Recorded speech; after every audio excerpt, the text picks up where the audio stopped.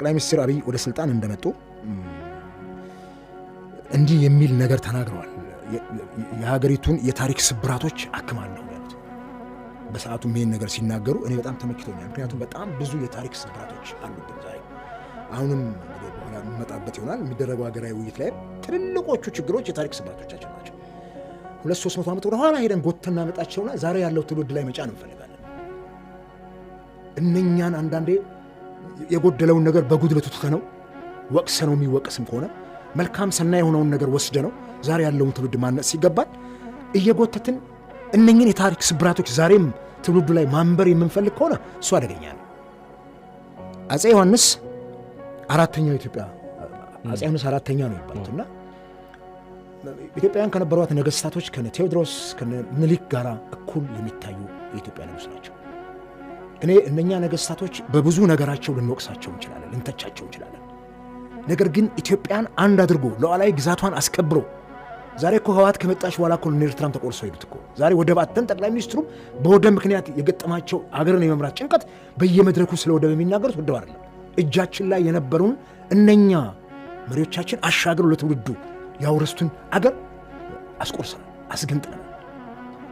አፄ ዮሐንስ ኢትዮጵያን አንድ አድርጎ ለመግዛት በተለይ ከቴዎድሮስ በኋላ በነበረው ሂደት ውስጥ አፄ ቴዎድሮስ በጣም ጨካኝ ንጉሥ ሆነው ነገር ግን ኢትዮጵያ የምትባለው አገር እንድትቀጥል አንድ ሆና ግዛቷ ሳይቆራረስ አንድነቷ ጠንክሮ እንዲወጣ ያደረጉት ጥረት ከጥፋታቸውም ጋር ቢሆን አፄ ዮሐንስ ነበሩ የተረከቡትና አፄ ዮሐንስ ያንኑ በማስቀጠል የኢትዮጵያን አንድነት ከማስከበር አንጻር አፄ ዮሐንስ ከትግራይ አብራክ ቢከፈሉ አማርኛ ቋንቋን እኮ የቤተ መንግሥት ቋንቋ እንዲሆን ያደርጉ ሰው ናቸው።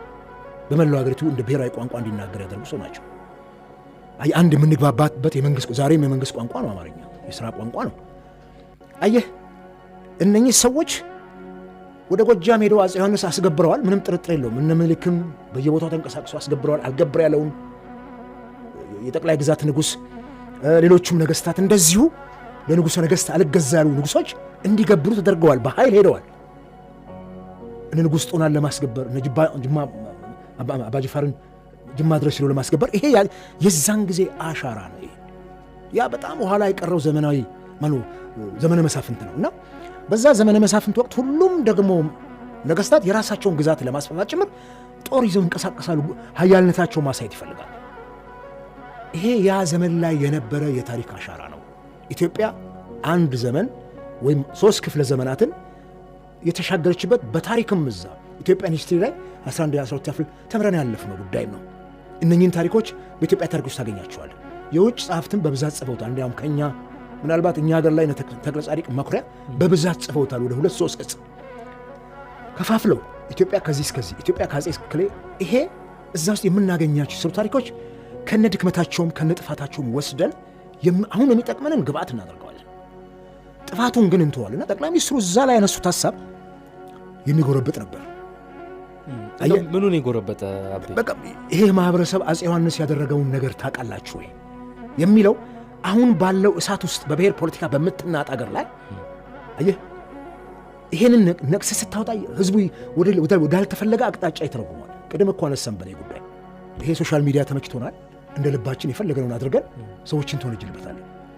እኔ ምናልባት ፕራይም ሚኒስትሩ ከምን አንግል እንዳዩት አላውቅም። እንዲያውም አንድ ስነ ቃል 2 ስንኞች እንትን ብለው ነው ስለ ጎጃምም የነገሩት ነገር የተናገሩት ነገር ጥሩ ነው። ያስነቃል። ማህበረሰብ ውስጥ ያለ ስነቃል ነው። ቢሻሽ በአውሮፕላን ቢሻሽ በሎንችና ብለው ነግረውን እንዲያውም ሎንችና አሁን መሄድ እንደማይችሉ ሁሉ ያለውን ችግር በግልጽ ያመኑበት መድረክ ነው። አስቸጋሪ እንደሆነ ልክ ነው። አሊዶሮን ጭምር አንስተዋል። ይሄ ምልም እዛ ቦታ ላይ የተደረገው ነገር እኔ እንደ አውዱ ባይነገር ደስ ይለኛል። ይኸውልህ እንዲህ ነው ጠቅላይ ሚኒስትሩ ይሄ ንግግራቸው ልክ አልነበረም ስንል ጠቅላይ ሚኒስትሩን አበበ ተሳደበ ተቸ ተብለው ይወጣሉ ከታች እንደ አሸንፈልተው። ጥሩ አይደለም። ልክ አይደለም። እኛ ካልተቸናቸው ማን ይተቻቸዋል? የኛ እኮ ጠቅላይ ሚኒስትር ናቸው። የኛ መሪ አይደሉም እንዴ?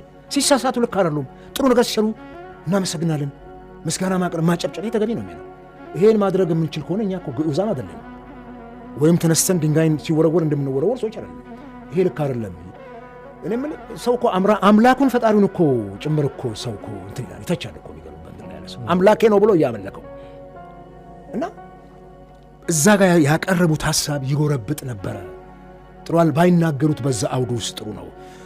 ጥሩ ነው መመረቁ ያ እንትን እንደገና አገልግሎት መስጠቱ የአውሮፕላን እንትን ምንም ጥርጥር የለውም ትልቅ የልማት ስራ ነው እና አፕሪሼት ነው የምናደርገው እንዲህ የሚሰሩ ስራዎችን ማንም የሚቃወም የለም እና እዛ አውድ ላይ ግን የሚተላለፈው እንትን ፖለቲካሊ ያለው ኢምፕሊኬሽን ምን ይመስላል የሚለው ነገር መታየት አለበት። ከዛ በኋላ የህወሓት ሰዎች ምላሽ መስጠት ጀመሩ። አየህ ይሄ ደግሞ የዘመናችን የፖለቲካ ቅብብሎች ነው። እቺ ቀዳዳ ተገኘችና ደግሞ ህወሓቶች አገር የሚበጠብጡ ዛሬም ሰላም የሚነሱ ሰዎች እችን ሽንቁር አግኝተው የአማራን ህዝብ ከትግራይ ህዝብ ጋር ለማጋጨት ነው።